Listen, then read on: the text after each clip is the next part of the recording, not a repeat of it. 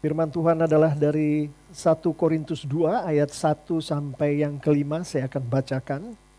Demikianlah pula ketika aku datang kepadamu saudara-saudara, aku tidak datang dengan kata-kata yang indah atau dengan hikmat untuk menyampaikan kesaksian Allah kepada kamu. Sebab aku telah memutuskan untuk tidak mengetahui apa-apa di antara kamu selain Yesus Kristus, yaitu Dia yang disalibkan. Aku juga telah datang kepadamu dalam kelemahan dan dengan sangat takut dan gentar. Baik perkataanku maupun pemberitaanku tidak kusampaikan dengan kata-kata hikmat yang meyakinkan, tetapi dengan keyakinan akan kekuatan roh, supaya iman kamu jangan bergantung pada hikmat manusia, tetapi pada kekuatan Allah. Demikianlah firman Tuhan. Haleluya. Amin. Bapak, Ibu, saudara-saudari yang sangat dikasihi oleh Tuhan Yesus, minggu kemarin penyampaian firman Tuhan adalah dari satu pasal sebelumnya. Tepatnya ayat emas yang kita bicarakan adalah 1 Korintus 1 ayat 18. Mirip-mirip dengan yang disampaikan oleh Rasul Paulus, firman Tuhan kepada jemaatnya di Korintus melalui Rasul Paulus, adalah tentang pemberitaan Injil, pemberitaan tentang salib, pemberitaan tentang firman Tuhan. Di 1 Korintus 1 di ayat 18, Injil diberitakan, firman Tuhan disampaikan, bentuknya macam-macam nih. Bisa melalui khotbah, bisa melalui renungan di care group, bisa diajarkan kepada murid-murid kita, domba-domba kecil milik Tuhan di sekolah minggu, bisa di dalam altar keluarga, mesbah doa, seorang pemimpin keluarga menyampaikan kepada istri atau anak-anaknya, juga bisa disampaikan dalam one-on-one counseling atau semacam itu. Bentuknya bisa seperti itu, pemberitaan tentang salib ini, pemberitaan tentang Injil, pemberitaan tentang firman Tuhan. Pendengarnya menurut Rasul Paulus, firman Tuhan ini ya disampaikan melalui Rasul Paulus, ada dua macam, yaitu mereka yang akan binasa dan kita yang diselamatkan. Jadi orang mendengar pemberitaan Injil ada dua macam itu. Nah, minggu kemarin kita juga sudah mendengarkan dari firman Tuhan, untuk kita-kita yang saya imani, kita-kita semua di TLCC, jalur kita adalah orang-orang non-Yahudi. Kan kita tahu ada Yahudi, ada non-Yahudi atau Yunani yang dibilang di minggu kemarin itu.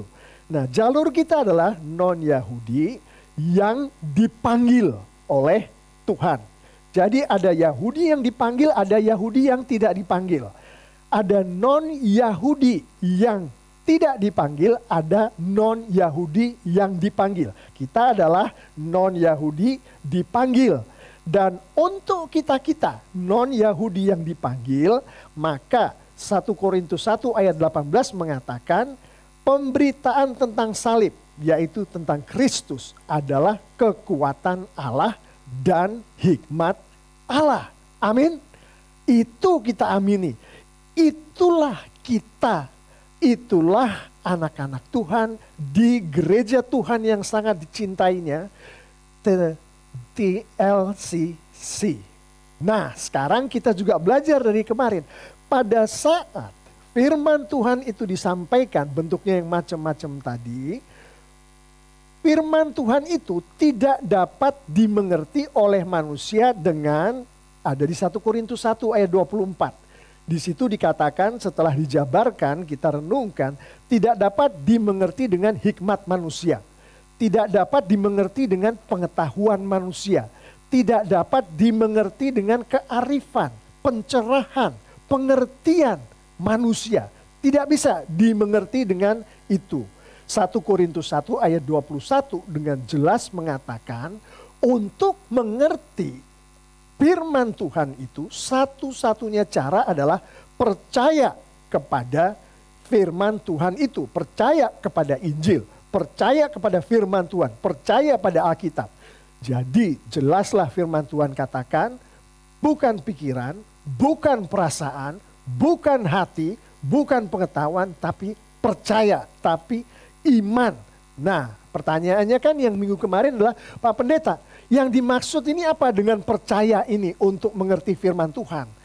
Dikatakan di ayat 23 1 Korintus 1, percaya akan Kristus. Untuk mengerti firman Tuhan harus percayakan Kristus.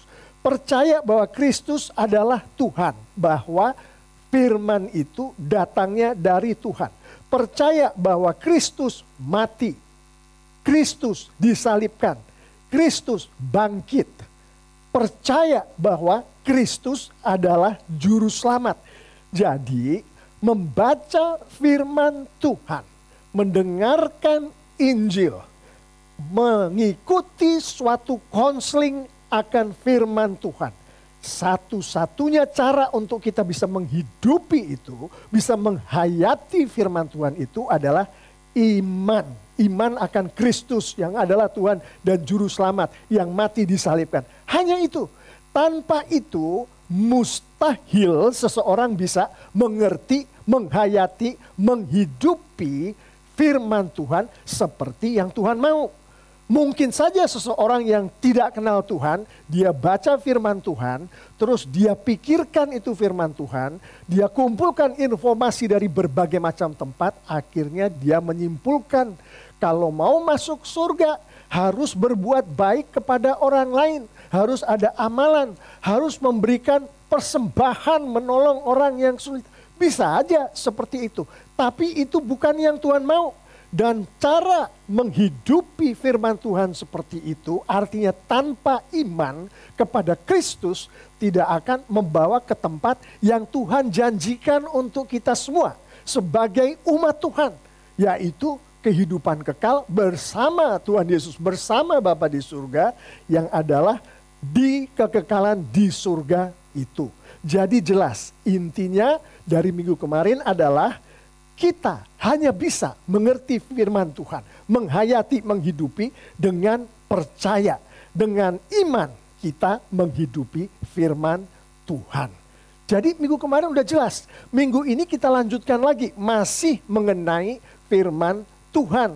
Karena ternyata anak-anak Tuhan di dalam gereja Tuhan, di gereja Korintus itu, meskipun sudah diberi penjelasan melalui pasal 1 dari surat Rasul Paulus kepada jemaat Tuhan di Korintus, masih juga Rasul Paulus menganggap ini masih kurang dalam ini penjelasannya.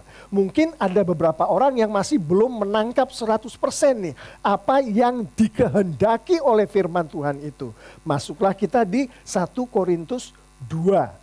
Nah, saya akan menyimpulkan beberapa ayat yang akan kita bersama-sama dengarkan. Yang tadi sudah saya bacakan. Pertama dari 1 Korintus 2 ayat 1. Di situ dikatakan, demikianlah pula ketika aku datang kepadamu saudara-saudara, aku tidak datang dengan kata-kata yang indah atau dengan hikmat untuk menyampaikan kesaksian Allah kepada kamu. Apa yang dibicarakan Rasul Paulus akan kesaksian Allah ini? Rasul Paulus sedang berbicara tentang kesaksian akan Kristus, yaitu Injil, yaitu firman Tuhan. Yang kita lihat pada hari ini adalah Alkitab. Itu yang Rasul Paulus sedang bicarakan. Kesaksian Allah di sini adalah Alkitab. Kita lanjutkan 1 Korintus 2 ayat 4 dan 5. Di situ dikatakan, baik perkataanku maupun pemberitaanku, yaitu perkataan Paulus, pemberitaan Paulus akan kesaksian akan Kristus. Yaitu perkataan dan pemberitaan Paulus mengenai Injil, mengenai firman Tuhan. Dia katakan, tidak kusampaikan dengan kata-kata hikmat yang meyakinkan. Yang dimaksud adalah hikmat manusia yang meyakinkan. Tetapi dengan keyakinan akan kekuatan roh. Supaya iman kamu jangan bergantung pada hikmat manusia, tetapi pada kekuatan Allah. Ayat 1, ayat 4, ayat 5. Terangkai sudah. Tapi masih belum jelas kan kalau kita mendengarkan firman Tuhan yang disampaikan melalui Paulus ini. Masih bisa kita perjelas lagi, kita ambillah dari ajaran Rasul Paulus yang adalah firman Tuhan juga. Yang disampaikan melalui Roma. Surat kepada jemaat Tuhan di Roma. Pasal 10 ayat 17. Di situ dikatakan, jadi iman timbul dari pendengaran. Dan pendengaran oleh firman Kristus. Udah jelas. Firman Kristus yang dimaksud di sini adalah kesaksian Allah tadi. Yang Rasul Paulus katakan di 1 Korintus 2 yang tadi saya bacakan tadi. Jadi iman timbul dari kesaksian Allah. Untuk lebih jelasnya, kita gabungkan 3 ayat tadi. Iman kita timbul dari firman Tuhan. Nah itu kita renungkan dulu. Iman adanya adalah karena firman Tuhan. Tanpa mendengar firman Tuhan. Ini Roma 10 ayat 17. Tanpa mendengar. Kalau sekarang bukan hanya mendengar. Kalau zaman dulu didengar ya. Sekarang baca dari YouTube. Bisa baca dari buku-buku yang dicetak dengan bagus. Tanpa firman Tuhan. Intinya dari situ. Tidak ada yang namanya iman. Bukan pendeta yang ngomongin itu. Roma 10 ayat 17 yang katakan itu. Saya bacakan lagi supaya kita makin jelas. Jadi iman, percaya timbul dari pendengaran. Dan pendengaran oleh firman Kristus. Iman timbul dari apa yang kita dengar dan kita baca dari Alkitab. Dengan begitu berdasarkan 4 ayat tadi. Kita mengetahui bahwa pada saat firman Tuhan disampaikan, bentuknya yang macam-macam tadi. Kalau minggu lalu ada 2 macam orang. Sekarang yang hari ini yang mau dijelaskan oleh firman Tuhan lebih dalam adalah firman Tuhan disampaikan ada 2 macam proses seseorang atau penangkapan seseorang mendengarkan firman Tuhan. Ada 2 macam. Yang pertama adalah kita melihat sendiri dari 1 Korintus 2 ayat 4 dan 5. Adalah mereka yang mendengarkan firman Tuhan. Lalu firman itu diproses oleh orang itu dengan hikmat dia, hikmat manusia. Itu yang pertama, macam pertama. Firman Tuhan disampaikan, entah konseling, entah khotbah, entah kepala keluarga memimpin renungan keluarga, entah guru sekolah minggu mengajar. Yang menangkap itu memprosesnya dengan hikmat manusia. Kita perhatikan 1 Korintus 2 ditujukan oleh Rasul Paulus kepada gereja Tuhan. Bukan orang-orang yang berkumpul di teater sedang mendengarkan monolog dari seorang aktor atau artis. Bukan, itu anak-anak Tuhan yang di dalamnya ada Roh Kudus. Artinya apa? Banyak di antara kita yang sudah anak Tuhan, yang sudah dibaptis dan sudah lahir baru, masih juga mendengarkan firman Tuhan. Dan kita memprosesnya dengan kemampuan otak kita. Itu artinya seperti itu. Jadi itu yang tipe pertama. Tipe kedua, macam kedua adalah seperti dikatakan di ayat 5, adalah seseorang menerima firman Tuhan. Bentuknya macam-macam tadi. Tapi dia bukan memproses firman Tuhan itu dengan hikmat dia, hikmat manusia. Tapi dengan kekuatan Allah. Minggu ini kita belajar bahwa ada 2 macam jenis manusia. Yang pada saat dia menerima firman Tuhan, apa yang terjadi pada manusia ini. Dan yang perlu kita perhatikan, jangan kita anggap ini yang satu ini, yang ngaco ini, yang memproses dengan hikmat manusia ini, pasti yang di luar-luar ini yang gak kenal Tuhan. Bukan, Paulus ngomong pada jemaat Tuhan, di gereja Tuhan, di Korintus. Nah, dengan begitu kita tadi tahu kan bahwa iman timbul dari pendengaran akan firman Tuhan. Artinya apa? Artinya ada 2 macam iman juga. Kalau pemrosesan firman Tuhan ada 2 macam, artinya iman yang dimiliki oleh anak-anak Tuhan itu ada 2 macam juga. Yang pertama adalah iman yang timbul dari firman Kristus atau firman Tuhan yang diproses oleh orang-orang tertentu dengan cara mempergunakan hikmat dia, hikmat manusia. Itu jenis iman yang pertama. Dan mereka itu ada di gereja-gereja kita, ada di care group kita, ada di rumah-rumah kita. Dan yang kedua adalah iman yang timbul dari firman Tuhan yang diproses oleh kekuatan Allah. 1 Korintus 2 ayat 5. Jadi jelas, hari ini Tuhan menyampaikan kepada kita. Kalau minggu kemarin kita sudah mengerti seperti apa Tuhan menghendaki firman-Nya dimengerti oleh jemaatnya minggu kemarin, minggu ini Tuhan mau lebih dalam lagi jemaatnya menangkap bahwa yang betul untuk mengerti firman Tuhan, kekuatan Allah lah yang menyebabkan firman Tuhan itu masuk ke dalam diri seseorang. Harus kekuatan Allah di sini adalah Kristus, adalah Roh Kudus. Jadi harus Roh Kuduslah yang bekerja.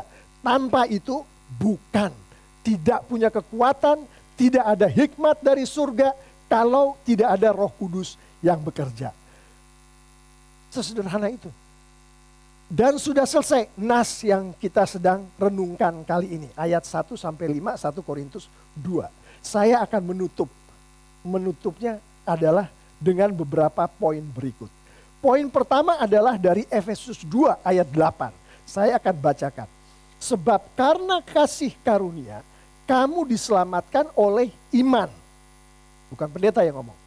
Firman Tuhan yang katakan. Itu bukan hasil usahamu tetapi pemberian Allah. Iman yang dimaksud Efesus 2 ayat 8 ini yang mana kira-kira? Yang timbul dari firman Kristus yang diproses oleh hikmat manusia jenis pertama, atau iman yang timbul dari firman Kristus yang diproses oleh kekuatan Allah. Udah jelas yang dimaksud iman yang menyelamatkan kita yang ada di Efesus 2 ayat 8 adalah iman yang timbul dari firman Kristus, dari firman Tuhan yang diproses oleh kekuatan Allah. Amin. Itu iman yang menyelamatkan. Nah, seperti apakah sih Bapak Pendeta yang namanya iman yang timbul dari firman Kristus yang diproses oleh kekuatan Allah? Rasul Paulus menjelaskan lebih lanjut. Saya akan ambil intinya saja. Pertama adalah dari 1 Korintus 2 ayat 1 yang tadi sudah dibacakan. Iman yang timbul dari firman Kristus yang diproses dengan kekuatan Allah itu jelas-jelasan penampakannya tidak mempergunakan kata-kata atau ungkapan-ungkapan yang datangnya adalah dari kebijaksanaan manusia. Menurut bahasa Indonesia sehari-hari, 1 Korintus 2 ayat 1 itu bunyinya begini. Saya, Rasul Paulus, tidak memakai kebijaksanaan dunia ini atau berbicara dengan kata yang muluk-muluk untuk menunjukkan kekuatan Tuhan yang harus memotori firman Tuhan.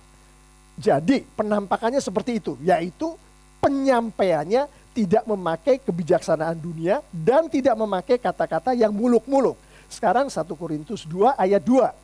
Yang kedua, ini disampaikan juga oleh firman Tuhan melalui Rasul Paulus. Saya mengambil dari bahasa Indonesia sehari-hari. Firman Tuhan juga ini. Saya ambil intinya. Sebab saya sudah bertekad bahwa selama saya ada bersama kalian, saya tidak akan mengupakan apa-apa selain mengenai Yesus Kristus. Khususnya bahwa Ia sudah mati di salib. Kekuatan Kristus, kekuatan Tuhan. Firman Tuhan yang sedang kita bicarakan. Yang menimbulkan iman seperti yang dikehendaki oleh Tuhan, itu intinya adalah Kristus, dan inti daripada Kristus yang ditekankan adalah Dia mati di kayu salib. Udah jelas, bukan berhenti di situ. Mati di kayu salib, dibangkitkan, dan karyanya apa? Semua masuk di dalam.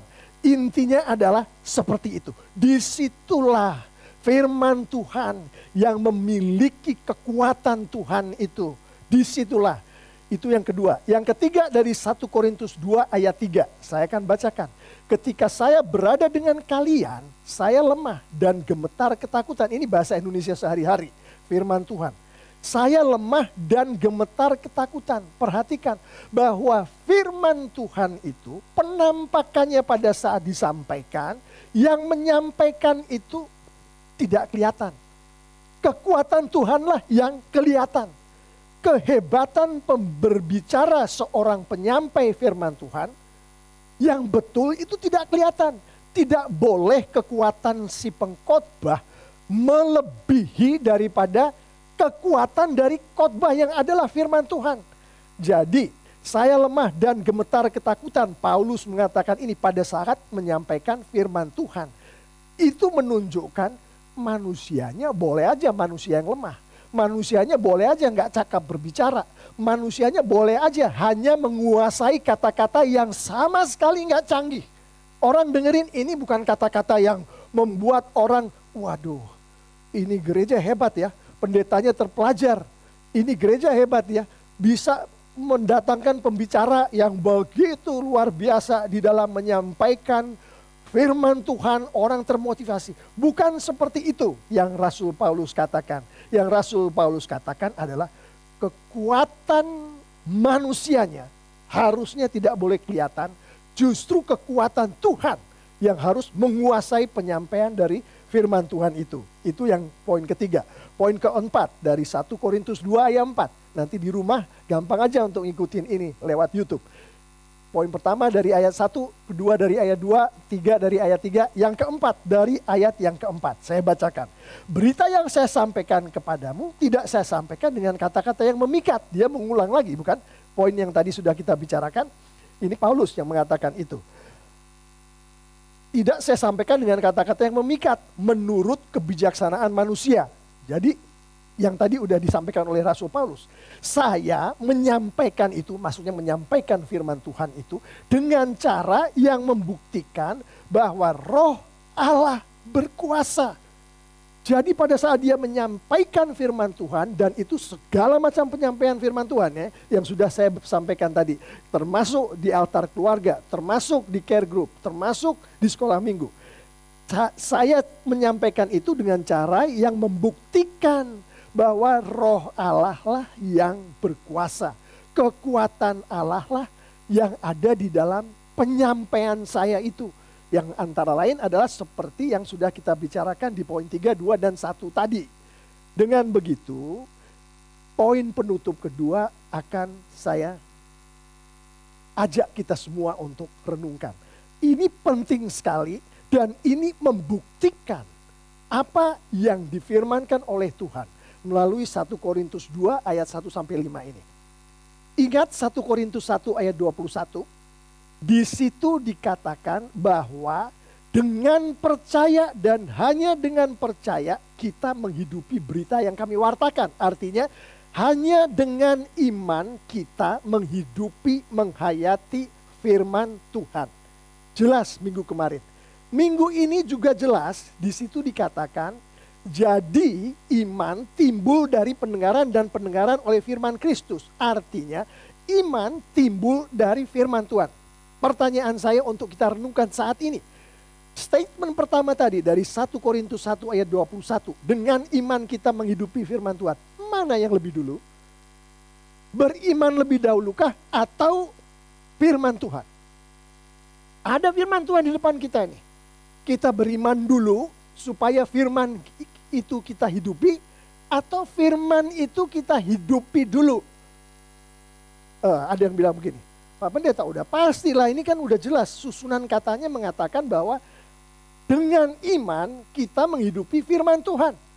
1 Korintus 1:21. Dengan percaya kita bisa menghidupi berita yang kami wartakan, yaitu firman Tuhan itu. Udah jelaslah iman duluan. Benar. Bukannya pelajaran minggu ini barusan tadi kita renungkan, iman timbul dari firman Tuhan. Roma 10 ayat 17. Iman timbul dari firman Tuhan. Mana yang duluan? Menurut Roma 10 ayat 17. Iman dulu atau firman Tuhan dulu? Udah jelas firman Tuhan, bukan? Iman timbul dari firman Tuhan. Ada firman Tuhan didengar, kemudian timbullah iman. Lah, terus gimana Pak Pendeta? 1 Korintus 1 ayat 21 dibilang iman dulu baru firman Tuhan. Terus Roma 10 ayat 17 firman Tuhan dulu baru iman. Mana yang benar? Kan begitu. Bisakah kita menjawab? Jawabannya, siapa yang bisa menjawab itu dengan kemampuan manusia berpikir? Dia tidak mengerti 1 Korintus 1 dan tidak mengerti 1 Korintus 2 yang barusan kita bicarakan bersama. Kagak ada yang bisa jawab seperti itu. Karena itulah yang dimaksud bahwa firman Tuhan itu tidak bisa dimengerti, tidak bisa dihayati dengan hikmat manusia. Tidak bisa dimengerti, dihayati dengan pengetahuan manusia, kearifan manusia, pengertian manusia. Kagak bisa. Itu kita baru ngomongin mana yang lebih dulu antara iman dan firman Tuhan. Masih banyak lagi di dalam firman Tuhan yang tidak bisa dimengerti dengan kemampuan otak manusia. Contohnya, dengan saya parafrase ya untuk gampangnya. Dengan iman yang sebesar biji sesawi. Bayangin, biji sesawi itu kecil sekali bukan? Dengan iman itu kita bisa memindahkan suatu objek yang begitu besar dengan iman. Coba jelaskan itu dengan kemampuan pengertian kita. Bisakah kita menjelaskan itu dengan kemampuan pengertian manusia, dengan hikmat manusia, pengetahuan manusia? Kagak mungkin. Itu yang dimaksud oleh 1 Korintus 1 dan 1 Korintus 2 yang kita omongin tadi, yang barusan kita omongin tadi. Hanya dengan kekuatan Tuhan bekerja, maka firman Tuhan akan menimbulkan iman. Dan dari iman itu kita menghidupi, artinya diberkati oleh firman Tuhan. Masih kurang mantap nih Pak Pendeta. Saya perlu jawaban yang membuat kita yakin betul. Apa sih mengenai firman Tuhan ini dan cara menghayati dan menghidupinya?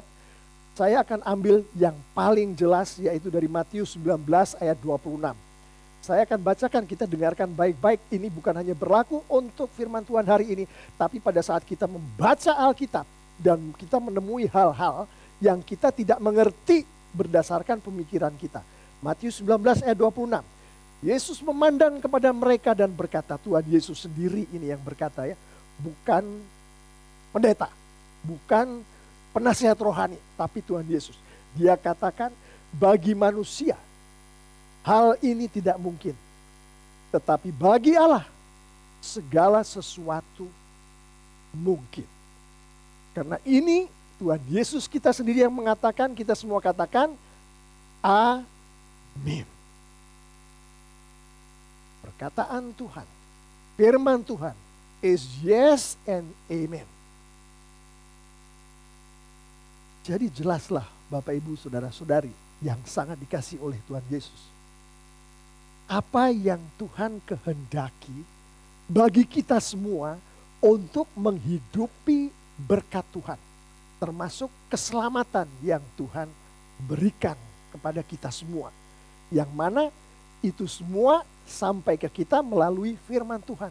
Yaitu semata-mata hanya dengan kekuatan yang datangnya dari Tuhan saja. Amin.